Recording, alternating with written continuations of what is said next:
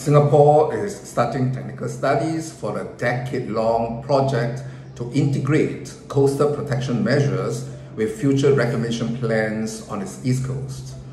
On 28 November 2023, Singapore is shaken by this big news of Long Island. So, what is Long Island and why Singapore's real estate landscape enters a new chapter?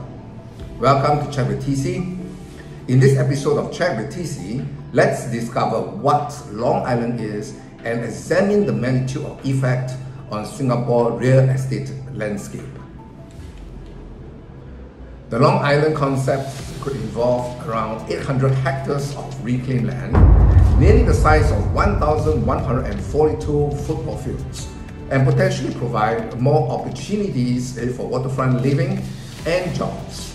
Studies have projected a rise in mean sea level up to 1 meter by 2100.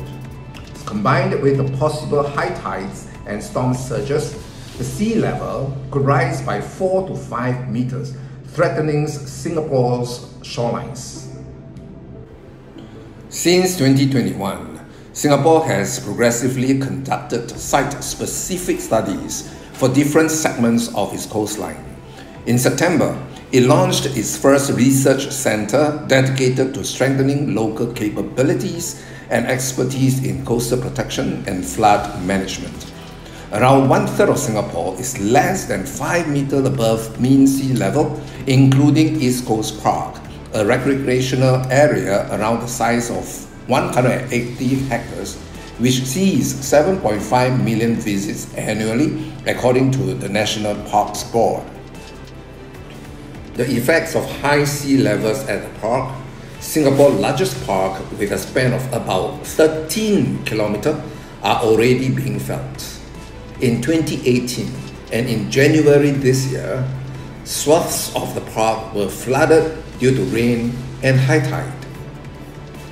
The authorities had studied the possibility of a 3-meter high seawall along the entire waterfront of East Coast Park from Marina East to Tanah Merah.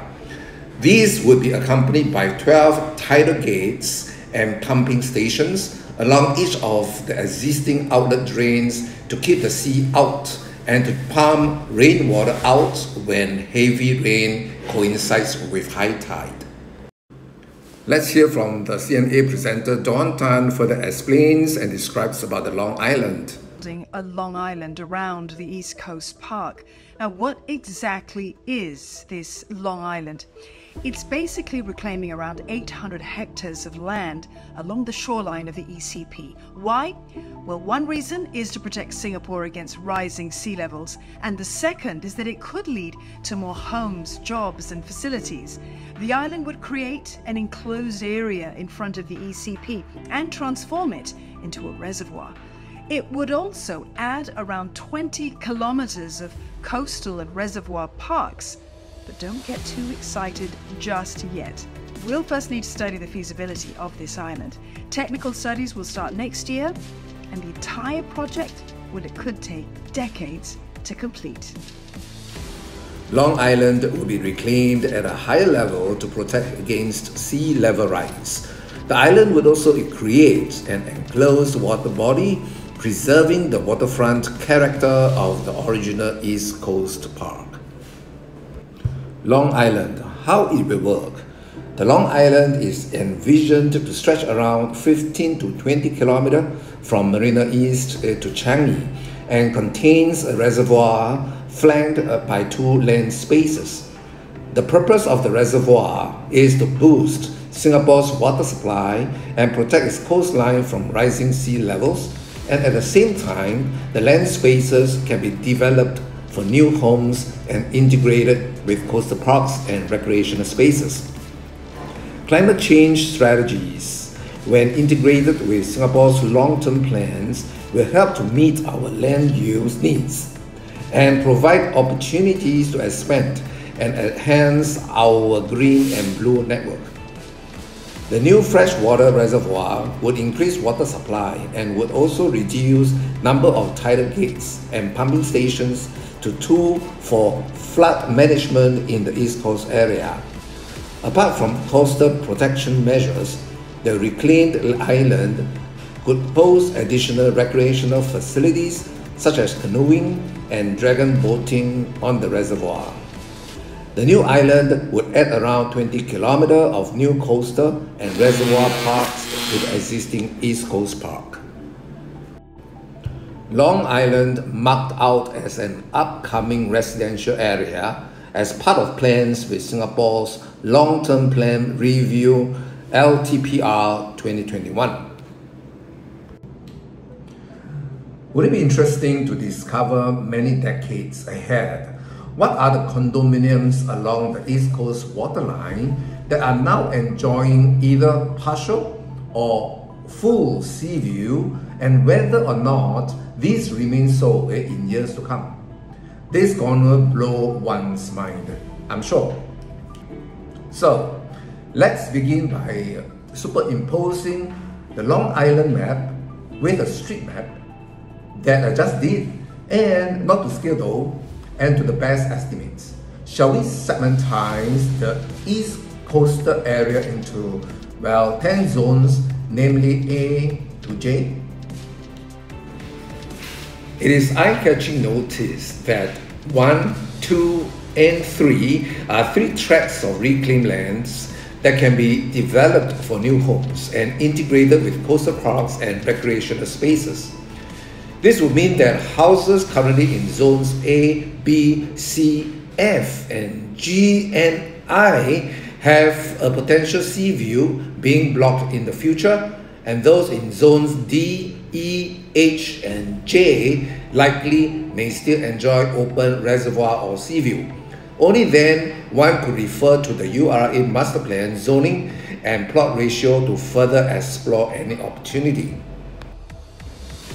Condo developments that are currently in Zone D, primarily they are Neptune Court, Mandarin Gardens, Laguna Park, and the secondary ones are Fernwood Towers, Villa Marina. In Zone E, primarily they are Lagoon View. Secondary ones are Bayshore Park, Coastal de Sol, the Bayshore, Laguna Green, and Uber 388. There are none in Zone H and Zone J. Let us examine Zone D condo developments and find out how these have been performing. Shall we compare the developments in the primary area in Zone D, namely Neptune Court, Mandarin Gardens, and Laguna Park?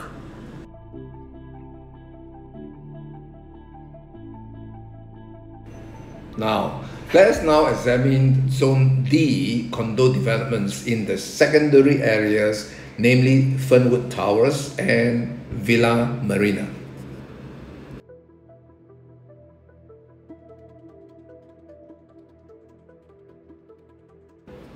Now, we examine Zone E condo developments and find out how these have been performing. We only have Laguna View in the primary area in Zone E.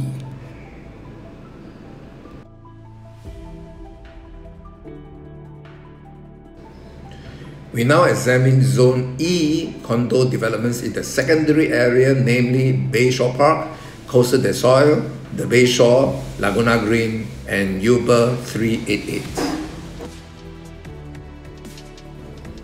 Shall we deduce a summary? Let's do it to find out if properties in Zone D value more than those in Zone E or the other way around, and whether the properties in the secondary zone, which are further away from the shoreline, don't value as much compared to those near the shoreline. It is worth to note that the first top 4 price gain performers occur in Zone E, and out of these, 4 are all in Zone E, secondary. The last 2 happen to be Neptune Court and Mandarin Gardens, which are in Zone D, primary. There is no significant price gain advantage of a freehold property over a leasehold over time, nor of a closer proximity to the shoreline or not. With the construction of the Long Island in decades to come, reshape the price points of these properties, especially those in Zone D and Zone E, and in the primary and secondary segmentations? Technically, we should see a positive price movement of these two zones, and especially in the primary segments. Well, this is not going to happen tomorrow or in a few years. For those who see an opportunity while others don't, taking a first mover advantage may reap some positive outcome, maybe. While preparing for this Chat with TC series, many friends of mine whom I met to chat are eager to at least gain some preliminary insights on what the Long Island is and how this may impact on the existing property landscape, particularly in District 15, especially those near the shoreline. Are you not? At the very least, I am. So, what are your thoughts about this? Share them with me in the comments and connect with me in the many ways you can here.